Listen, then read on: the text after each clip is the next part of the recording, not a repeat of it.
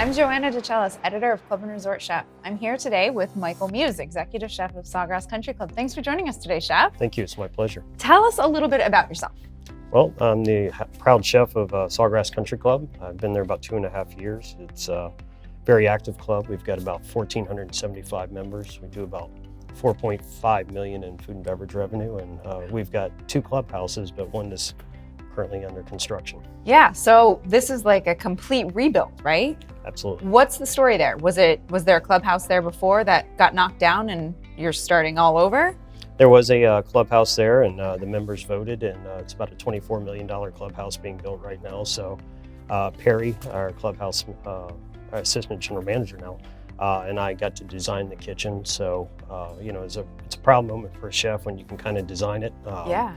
Usually you're not that fortunate, so we designed it for, you know, efficiency for all and aesthetics, and, you know, a total rebranding of the new Sawgrass. Have you ever designed a kitchen before? Yes. Okay, so what was your hope and plan going into this design? What did you want to achieve? I think for all chefs, the hope and plan is to get the equipment that you desire to make for efficiency and, you know, to make things a little bit easier. And sometimes it's possible.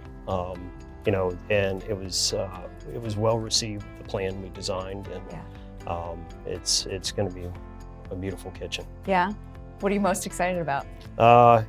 Pretty much all of it. I mean, it's got an open kitchen, so we really cool. put a lot of thought into the aesthetics, the functionality of it, and the banquet kitchen side of it. I mean, we've got pizza ovens built into the front line, a rotisserie.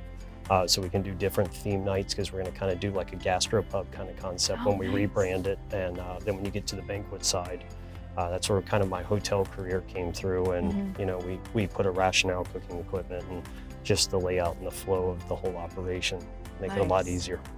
What about in the front of house? You said it's going to be a gastropub. Is there going to be just the one a la carte space, or what's happening? It's a fairly large clubhouse. It's going to lend itself to have different venues. Okay. It's got an upstairs and downstairs kitchen over there, and outside you're going to have a little bit of a alfresco dining capabilities, and then the in-between is actually built below the clubhouse. So, and it's built outright, so it'll probably turn into its own little restaurant down there. So. Wow, that's going to be really cool. What has it been like losing an entire clubhouse? Are you shifting all of your people and all of your operations to the other clubhouse during this time? Absolutely. It's a very active club, and there's always something going on. We still function and pull off all of our golf events, but we do it from the beach location. Okay. You know, it's about a mile away, so it's a lot of planning and a lot of logistics, and think smart with menu writing, and you know, just kind of make it happen. And we don't shy away from building in bigger, greater things and surprising the membership, because I think for us, we take a lot of pride in showing our capabilities, and also not necessarily letting them see any kind of disruption in service. Yeah. Has there been any challenges that have come up during the construction process you weren't expecting? Not so much, because right now, I mean, we're working in the location, in a soft seating location. We put a little grill out and take care of the golf members. The beach club is where we come over from with all of our equipment and stuff. And you know, you got to set up on the course, and we do nice size events.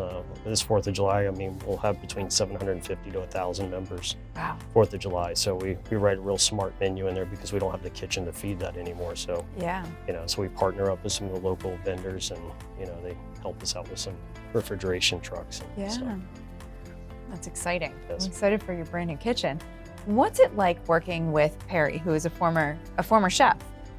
Well, I think he lives vicariously through us. You know, he's always, he'll call you at 10 o'clock at night, I got a great idea. And I think together we're quite dangerous. You know, we like to have a lot of fun, and you know, I've got one heck of a team. And I think Perry and I have got a little bit of a friendly competition. We see who comes up with better ideas. Oh, yeah? And it's nice, because I like having somebody that's constantly pushing, and I think that's why Sawgrass has always been on the forefront. Yeah. I was excited because this is my hometown, and, you know, I got a chance to come back, and it's the big leagues. I mean, I hit a lottery for being a chef, and I think some of the concepts we put together, and they seem a little far-fetched, but everybody's absolutely amazed by them, and Yeah. we have a lot of fun. You do some really cool events. Yeah. What are some of the ones you're most proud of? Just recently, coming into this year, we were trying to find a way to mix things up a little bit. And, for me, as a chef, and I think of most chefs, we do a lot of ordering, so things are just always inbound. But you kind of, unless you're out, putting your hands into the field and seeing where your product comes from. So we actually went out and we wanted to do something with oysters because I have a lot of members asking about fresh oysters and stuff. So I took them over to Panacea, Florida, and we went out to Outlaw Oyster Farms and got a chance. And we just didn't want to tour the farm. We wanted to work the boat. So I took 2 of my chef de cuisines and one of my cooks that's really involved in a lot of the operation. And we actually went out and worked the boats for about 4 hours. And it's quite messy and a lot of work. Puts a whole new perspective on an oyster and the amount of work that goes into it. And, and we bring that back, and it became kind of our select oyster for the members. And members are proud of it. We kind of put the story out there for them, so they follow a lot. We post a lot on social media for them. And every Friday night, I take one of the chefs that was with me or the cook, and we work out front at the top of the stairs, and we put a huge display with the oysters. And cool. We shuck the oysters. We tell them about the story, and I mean, they can't wait to order it. And I mean, just this past Friday, I think we had 500, and we sold out about an hour and a half. So wow. so it's that was a great moment. And another one we just had, which, me being the son of an Army vet and bourbon lover, I just came in touch with American Freedom Distillery and Horse Soldier Bourbon. So Perry and I are always trying to think of engaging dinners and stuff that the members really gravitate to, and really hasn't been a bourbon dinner. So I said, you know what, I want to put one together. And these were the gentlemen from Horse Soldier Bourbon that were actually the first response from 9/11, the attacks. Wow. And it was a team of Green Berets. So I said, what better dinner could I actually bring and really blow everybody away? So I contacted the distillery, and they said we'd love to. So we got them in within a couple weeks, and it's about a $200 person dinner. And it was about 30 members, and we had a team in there to handle the dinner. And then we also, from the front of the house, we surprised them because we brought some of the Green Berets in. So they actually got to sit and listen to some of their stories, and it's called Whiskey and War Stories. Wow. So we had a whole flight of bourbon from them, and it was quite the night. And that's really cool, especially for you, both as a chef and as a military family. Yeah, absolutely. We were really excited to do it, and for me, it was a bucket list. Wow. Dinner. So you're also working on making Sawgrass's operation greener. You're doing some cool sustainability things. What are some of the things you're doing now?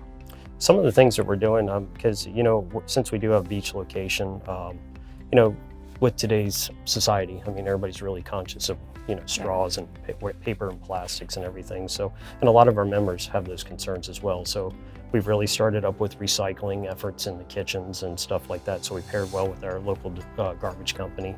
A lot of the plates that when I first got there, it was a little bit of a plastic plate kind of concept because there's so much volume off the beach deck.